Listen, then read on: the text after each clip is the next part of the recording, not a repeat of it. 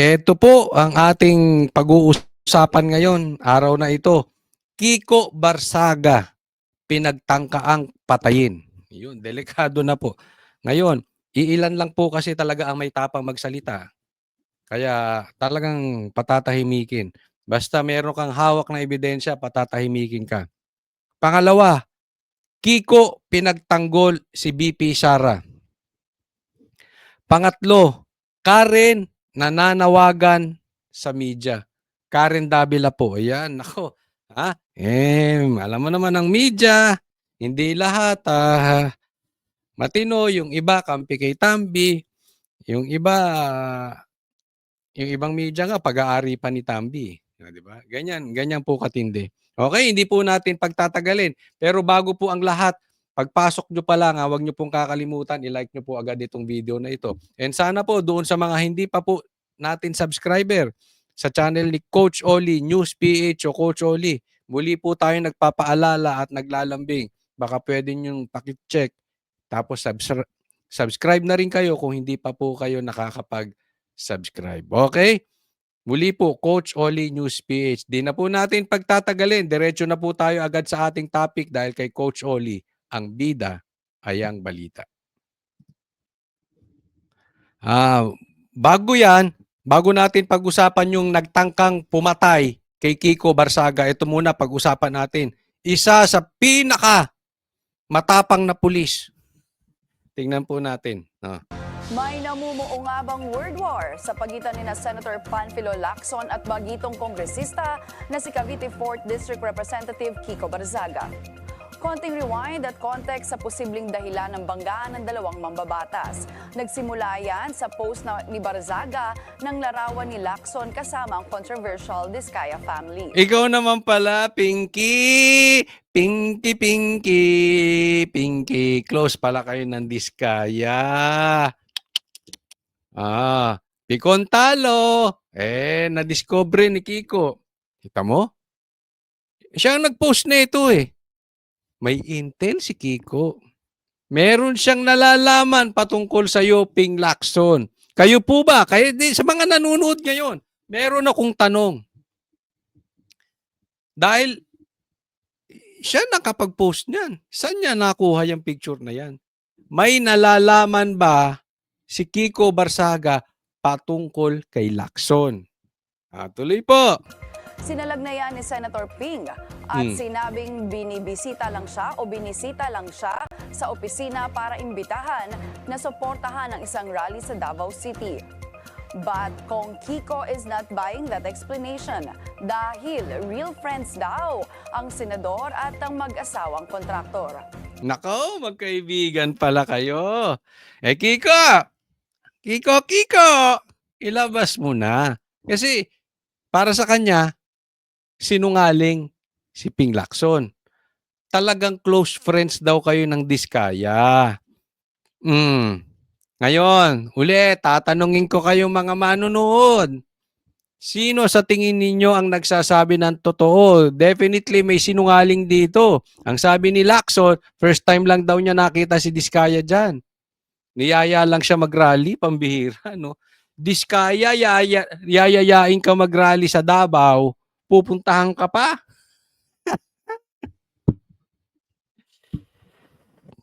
Na may anomalyang ang Diskaya, di umano nagbayad daw sa isang media para interviewin siya. Ganyang kayaman yan. Hindi yan dadaan ng walang pakimkim. Yan ang sinasabi. Si Kiko naman sabi, hindi, close friends kayo. So, dinalaw siya noong campaign period. Wow!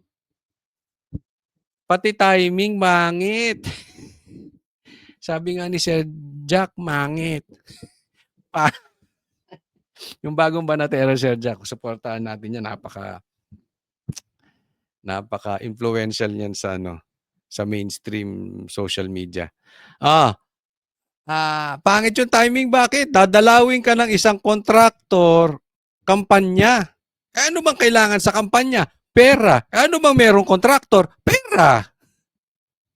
Dinalaw ka pa para ka lang yayain. Wala kang telepono, Lacson.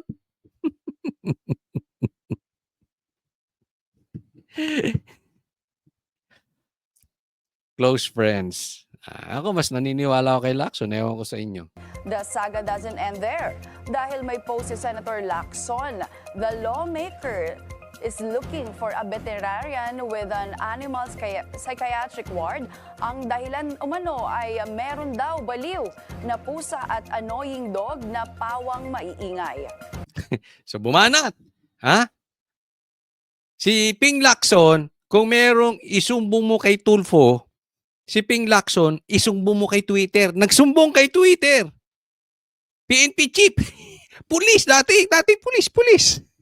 Uniform man to, di ba, men? Di ba? Uniform, personnel. Nagsumbong kay Twitter. Ito pala si Ping Lacson, isumbong mo kay Twitter, di ba? Hindi, ako talaga, ha? Hindi ko sinasabing si Ping Lacson yan, ha? Pero gawain ng bading yan, eh. Bakla ba yan? Hindi kasi, alam mo, may anomalya. Dahil sinabi ni Miriam, yung totoong sexuality nito si Ping. Tinawag pa nga niyang Pinky to. Hindi ako si Miriam. Kung gusto mong patayin, di patayin mo siya. Kaya lang patay na eh. Tinawag tong Pinky. Ang bihira. Yung gawain niya. Kaya nga di ba, kinall out to ni Marcoleta. Kinall out ito ni Cayetano. Ang dami niya sinasabi sa media. Pinky, di ba? Ayaw naman pangalanan. Tingnan mo si pinapangalanan. Si Kiko. Parehas kayo ni Tito Soto eh. Si Tito Soto sinabi niya, wala naman akong pinangalanan. Duwag kayong parehas. Kasi si Tito Soto naman, hindi naman bakla yan. Laking yan eh, noon time show yan. So yung mga bibitawang salita niya, pang noon time show, paduda, hindi magpapangalan yan. Ikaw, hindi mo pinapangalanan, sinusumbong mo kay Twitter, walang pangalan. Ganyan din yung mga sinabi mo noon eh. Kaya kasi nita hindi mo pinapangalanan, magpakatapang ka naman para kang hindi galing sa pagiging pulis. Pag nagsalita ka, pangalanan mo, tapos gayahin mo. I mean kasi, tinan mo, nagsusumbong ka kay Twitter. Dati ka, pulis ka. Tapos, Blue Ribbon chairman ka pa. Tapos nagsusumbong ka kay Twitter. Anong klase namang pagkalalaki meron ka? Ang bihira to si Lacson, no? Dapat, kung gusto mo ng ganyan, magsalita ka. Tumayo ka ron. Parang yung ginawa ni Marcoleta. Diniretso niya. Ikaw, Tambi. Ikaw, Saldi. Kayo magnanakaw. Gawin mo yung ginawa ni Cheese. Di ba? Anong ginawa ni Cheese? Plinay niya yung video ni Martin magnanakaw. Martin magnanakaw. Dapat gano'n. Pangalanan mo. Harap-harapan kayo. Tumayo ka ron. Bumabaanat ka para kang keyboard warrior eh. Kay Twitter ka. Pabira, no? Ay! Sino i-tweets? Isumbong mo kay Twitter. Wala naman pinatamaan ang chairman ng Blue Ribbon Committee. Ang sinasabi na patamaan niya pala dito, meron daw tahol ng tahol. Meron daw baliw. Saan na yun?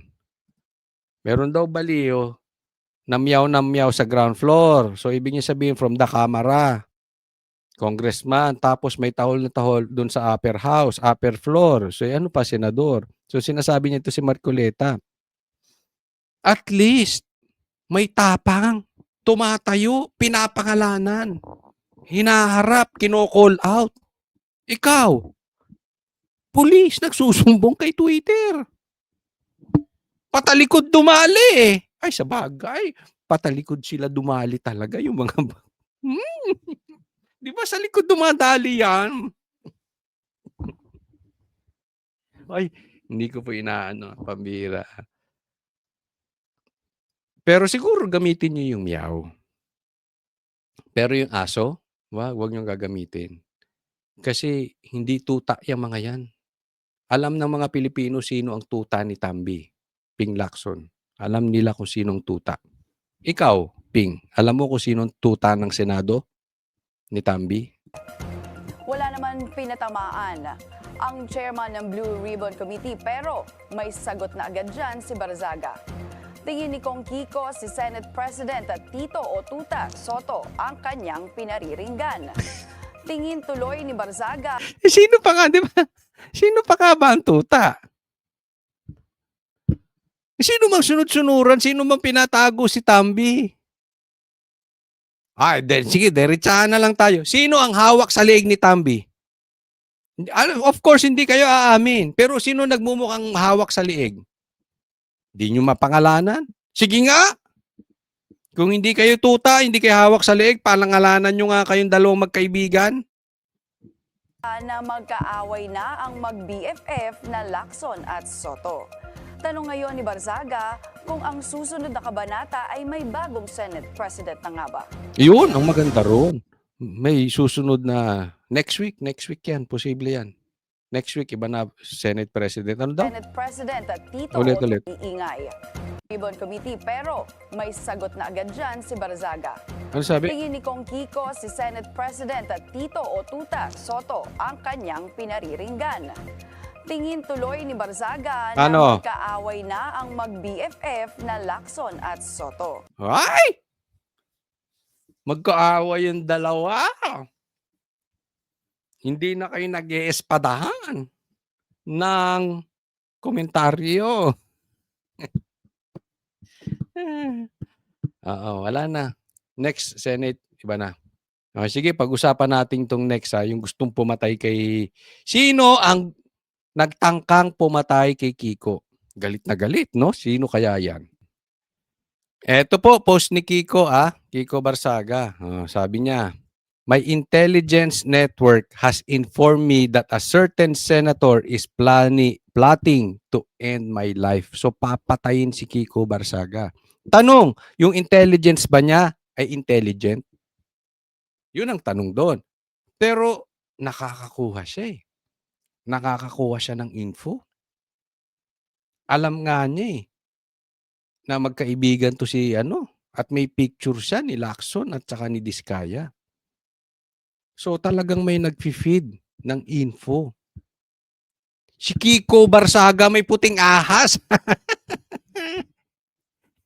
May intelligence. May intel. Pambihira, may puting ahas din si Kiko Barzaga. Dami niya alam eh. Sabi nga niya, 'di ba, papalitan na yung Senate President. Siya rin ang nagsabi noon eh, papalitan na si Tambi, pinalitan. O kaya lang, bago pa natin nalaman, napapalitan si Bonjing, ang ipapalit daw si Boji. Bonjing, yun yung Bonjing out, Boji in. Sinabi niya yun. Kukuha niya eh. Yung papalit daw, loyalista rin ni Marcos. At kasabwat daw si Marcos dyan sa lahat ng yan. So, mayroon pag tiningnan mo yung intel niya, may intelligence. So, posible. Ang tanong dito, tanong ko sa inyong mga manonood.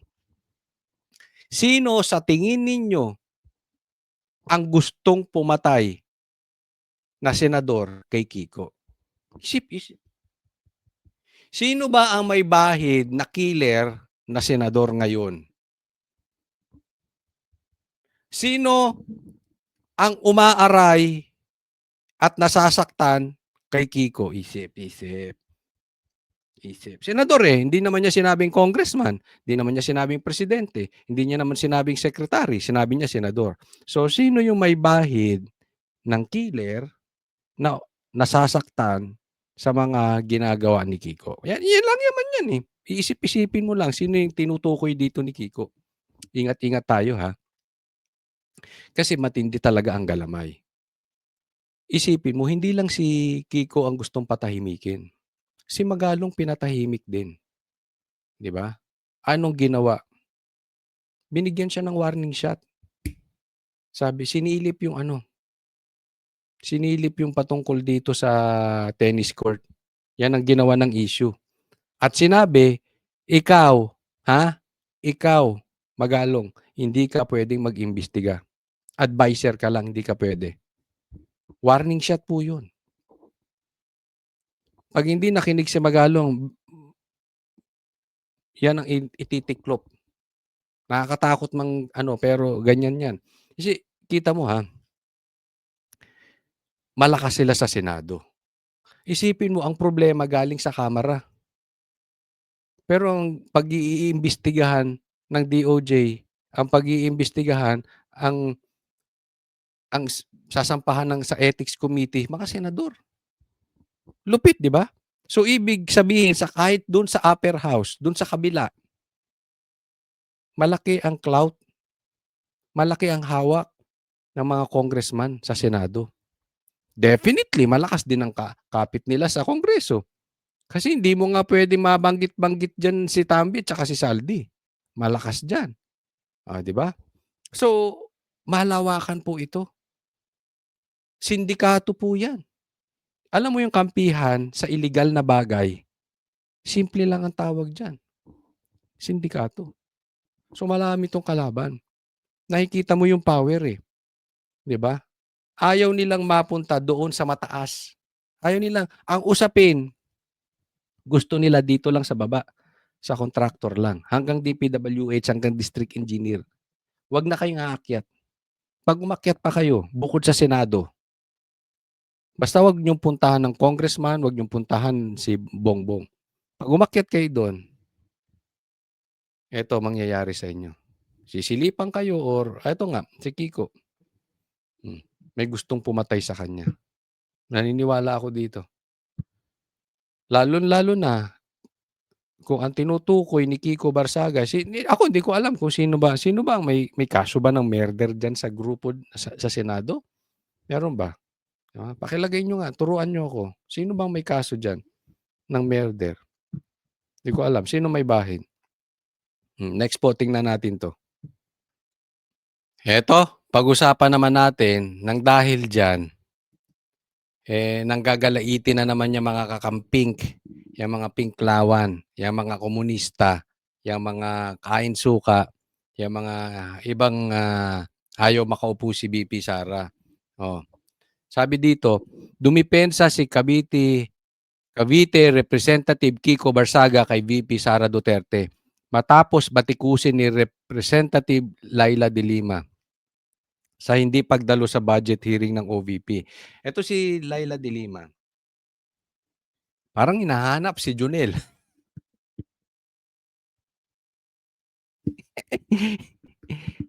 Wala na bang driver yan si Laila de Lima? Meron akong kakilala, driver, gusto mo, pogi. Mas pogi kay Junel.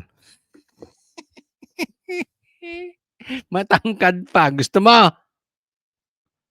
Kung ano-anong pinag-aatupag mo. Insecure ka kay VP Sara. Sabi niya, sa hindi pagdalo sa budget hearing ng OVP sa Kamara. Budget hearing? Wala naman kayong ginawa sa budget ni VP Sara. Bawas lang kayo ng bawas.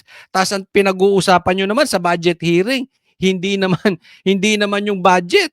Yung confidential funds. Mga gago. Iisipin ninyo, nililigaw nyo yung usapin. Gusto nyo lang pasamain si BP. Alam nyo, the more nyong pasamain si BP Sara, lalong bumabango sa taong bayan. Di ba? No, wala kasi to. Hindi to mahilig sa driver. Pero pogi yung security. BP Sara, bigay mo nga yung security mo. Tanong ni De Lima, bakit nakaharap ni Sara ang Senado pero absent sa Kongreso? Di ba nagpunta siya sa Senado pero pagdating sa Kongreso, tanga ka ba, Laila? Abogado ka, di ba? Siguro alam mo.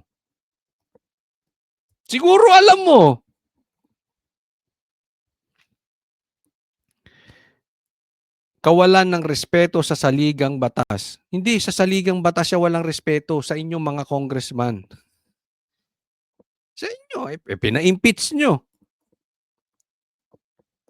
Kung hindi ba kayo ipokrito, ang Congress, 150 na usapin. Galing pa kay Bongbong Marcos. Di ba? Confidential funds, 150. Galing pa kay Bongbong Marcos. Tapos yung nakawan dyan sa Congress, hindi nyo masita-sita ni hindi nyo mabanggit si Tambi. Di ba? Mga ipokrito kayo eh. Tapos abogado ka pa, tapos magtatanong ka ng ganyan, kabobo mo, animal. Sagot ni Barsaga, mas pinili ng Vice Presidente na unahin ang pagtulong sa mga biktima ng lindol. Ulitin ko, ito ang pagsabi. With all due respect, while I agree that the budget deliberation is very urgent, Vice President Duterte went to help the victims of the recent earthquakes. The victims of calamity need assistance than the 2026 budget can wait. Pasok sa banga. Ito po ang isang magandang halimbawa na ang isang abogado nagmumukhang bobo kung pilit ginagawa tama ang mali. Imbis na matuwa kayo sa Vice President, hoy, buti pa si Vice President Sara pumunta agad dun sa Cebu. Si Sara nandun agad sa Cebu para tumulong sa mga nalindol. Habang si Bongbong Marcos hindi niya pa alam kung may lindol. Ano sabi ni hindi niya pa alam, hindi niya sigurado kung may lindol nga ba sa Cebu o wala.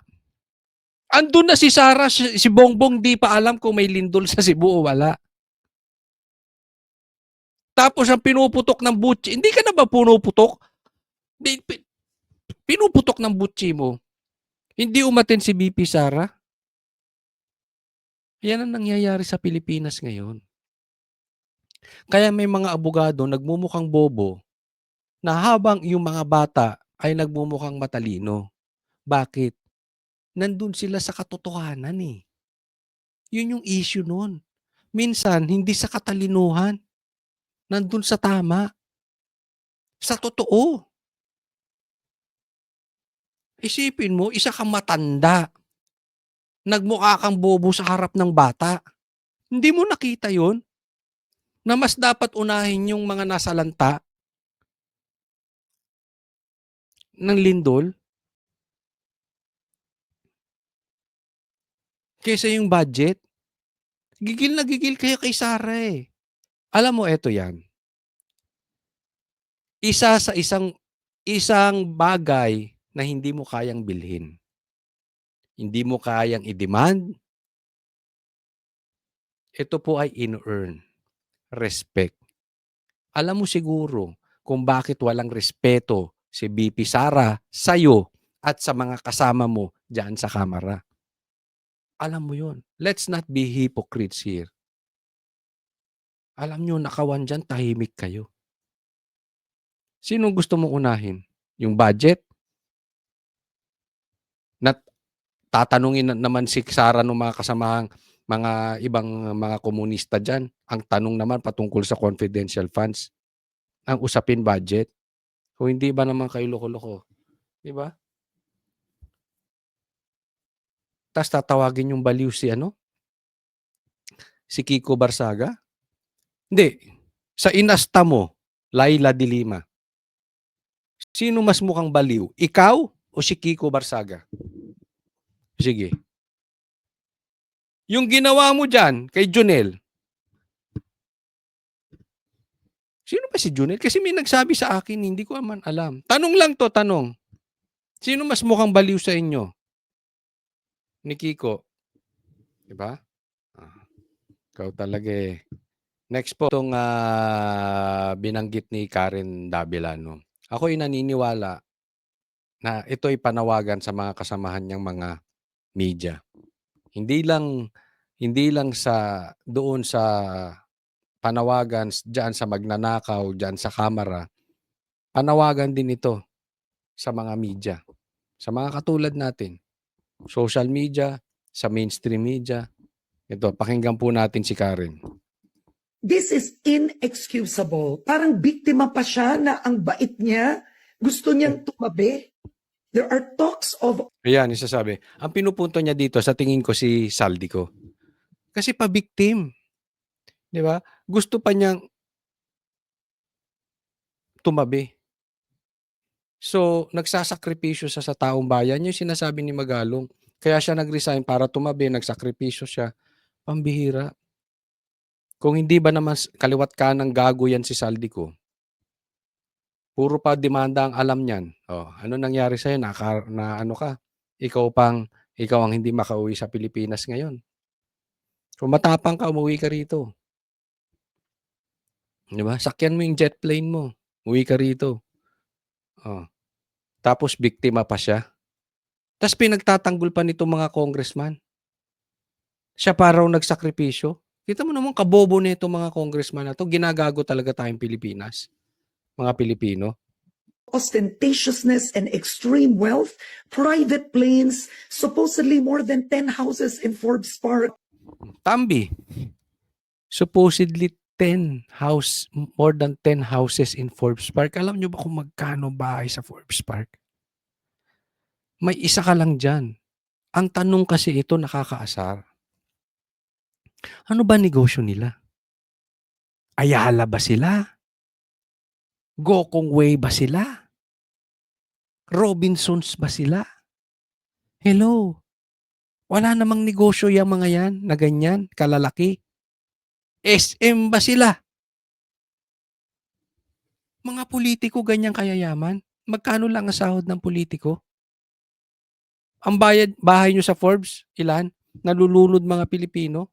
May jet plane ka, may private plane ka, ilan ang chopper mo? Tapos kayo mga congressman, tahimik. Sasabihin nyo, wala kayong alam. Alam mo minsan, eto si Karen, meron ako mga hindi gustong interview niya. Matalas din ang dila nito. Pero this time, tumataas ang respeto ko sa kanya. Bakit? Humiwalay siya doon sa, alam naman natin yan. Ang laki ng problema natin ngayon sa media. Instead na solusyonan natin yung problema patungkol sa mastermind ng nakawan. Sino ang mastermind ng nakawan sa baha? Nagfo-focus tayo doon sa mga bubwit. Ito si Karen Davila, nagbibigay ng halimbawa. That is what I call influence. Mga congressman, tahimik. Pero may the likes of Kiko Barsaga. Diba? Mga senador, tahimik. But merong Bam Aquino. What are you doing, Bam? Kiko, what are you doing? Risa, what are you doing? But meron din yung mga matatapang na talagang sinasalubong, tinutumbok. Kasabwat si Saldi, kasabwat si Tambi. The likes of Cheese and Marcoleta. Cayetano. Sa mga vloggers naman, may bayad pa. Ang mga nabayad niyan, ni Tambi, hindi political vloggers, mainstream vloggers. Ang topic nila iba. Kung ano-ano, hindi politika. Kasi sa politika, wala si political vloggers, ang hirap siyang kumuha. Ang hirap ipagtanggol niyan. Kaya ang kinuha niyan, ang mga napulot niya, mga mainstream, ang topic ay hindi politika. 'Di ba? Dapat magtapang ang media. May Karen dapat ang media. May Kiko Barsaga dapat ang congressman. May Marcoleta Cayetano ang senador. Ang vlogger din dapat may ganun. Lintik na yan kung matatakot tayo mga vlogger. Especially tayo mga political vlogger. Kung matatakot tayo, susunod-sunod tayo dito kay Latambi. Kung magpapabayad tayo, pambihira yan. Nakikinabang kayo sa nakaw? Pera ng taong bayan sa flood control, pinuslit, diyan nyo kukunin yung bayad sa inyo. Dapat manindigan tayo sabay-sabay. Kalabanin natin ito. Kung tatahimik lang tayo, wala mangyayari sa Pilipinas. Kung tayo nasa social media, tayo mga nasa balita, tatahimik, wala mangyayari. Kaya go ito si Karen, tuloy mo yan, Karen Davila. But to defend the speaker that he's a victim in all this, it's appalling to the Filipino people. At the end, he would not even explain. Yun, yung i-defend mo pa si Tambi. Tapos, hindi nag-e-explain. Take note, hindi nag-e-explain si Tambi bakit sobra ang nakawan na sa kanya dumadaan ng budget. Siya ang may kapangyarihan ng budget. Sila ang magpinsa ng pumipirma. Dumadaan yan sa kanila. And yet, no explanation. Ano lang sasabihin ni Tambi? Hindi ako magnanakaw. At ako'y mananatiling malinis at magsisilbi sa Pilipino. Lintik na yan, parang yung speech ni Bongbong Marcos. Ang pangako ko sa Pilipinas ay unity. Unity. Pagkakaisa. Si Tambi naman, instead na i-explain saan napunta yung pera. Hindi ako magnanakaw, magsisilbi ako sa Pilipinas. Mananatiling malinis. Hindi exactly ganun. Not verbatim, okay? Kasi nabasa ko lang yan.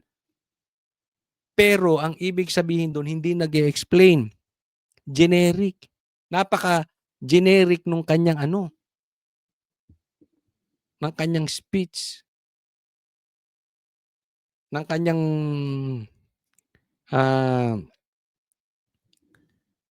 pinapalabas sa media.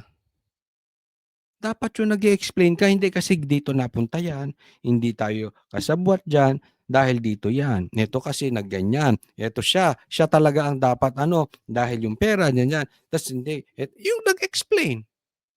Yan ang punto ni Karen eh. Ni hindi ka nag-explain, Tambi. Anong klase kang tao? Anong klase kang, hindi ko alam kung tao ka o buhaya ka eh. The corruption in the budget that he allowed. Yun eh. Hinayaan nila. Si Marcos, hinayaan din yan. No explanation coming from Tambi. No explanation coming from Bongbong. And yet, under their watch, nangyari itong pinakamalaking nakawan sa balat ng Pilipinas. The two main man, yung magpinsan, no explanation. No whatsoever. Basta sa kanila, sasabihin nila, inosente sila. Tapos, kasalanan ni PRRD. Abangan ninyo. Pumutok daw ang Taal. Isisisi kay PRRD.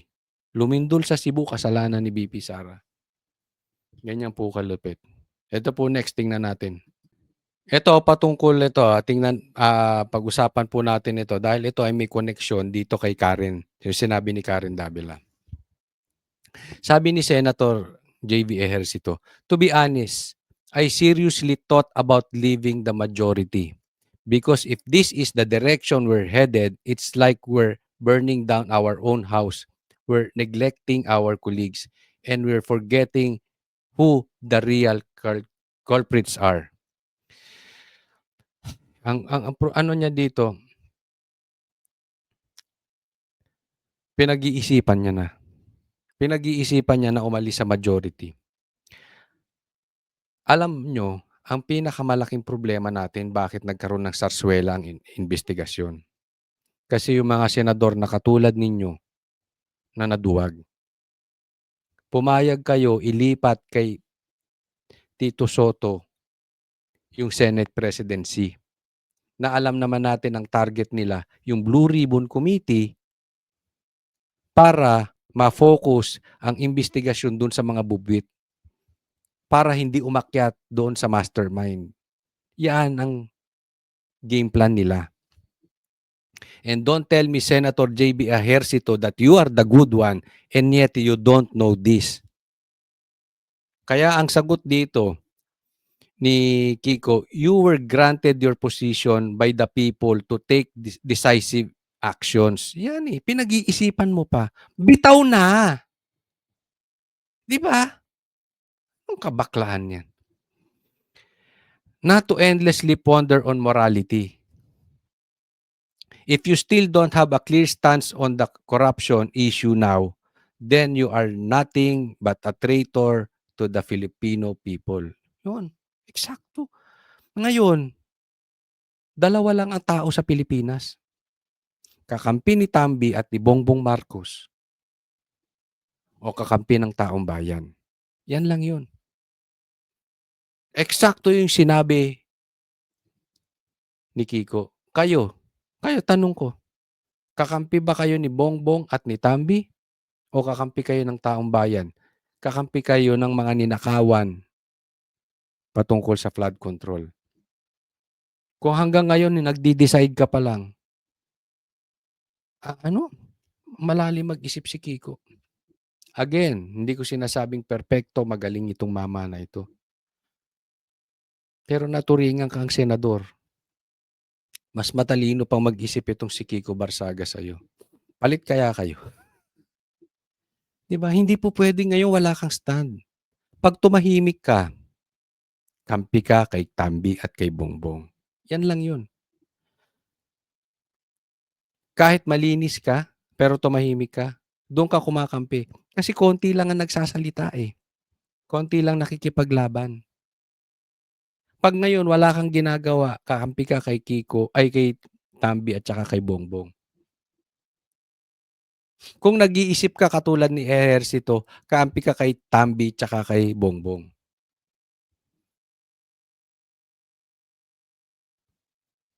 Tingnan yung Pinklawan. Kumakain ng tae ni Bongbong Marcos. Yung kakamping. Dahil ayaw lang nilang mapaupo si BP Sara, hindi na nila hinahanap yung totoong mastermind nitong flood control projects. Kinampahin na nila. Mga komunista nga, kampi na kay Tambi. Hindi nyo ba halata? Yan ang sabi, ha? Ay, galing po ito sa loob.